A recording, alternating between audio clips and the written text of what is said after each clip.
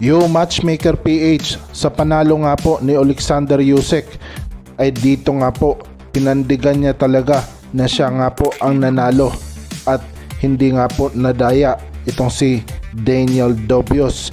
Sinabi nga po niya na wala namang kalakasan sapagkat itlog lang naman ang tinira niya at dito nga po ay low blow lang talaga, kaya naman hindi niya talaga nakayanan ang kirot ng kanyang mga itlog. Sinabi nga ito ni Alexander Usyk at dito nga po ay maalala rin natin na masyadong nabigay ng tamang oras para makarecover itong si Alexander Usyk.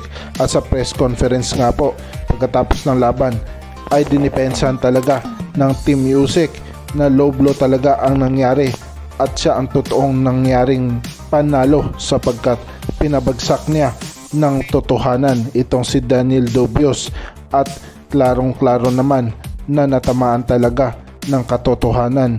Kaya naman sinabi rin ni Frank Warren na isusumite nila ang rematch clause at dito nga po ay pinaliwanag rin ni Alexander Usyk kung paano ba ang low blow nangyari at paano tinamaan ang kanyang itlog. Napaka lower daw. Samantala mga ka-matchmaker, talo nga po si Jimwell Pacboy Pacquiao dito nga po sa kanyang bakbakan na latest fight comeback.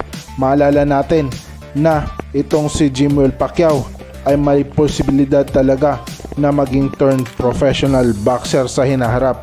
Ngunit dito nga po ay madaya talaga at mautak. Parang Mayweather Pacman lang ang mga galawan nilang dalawa.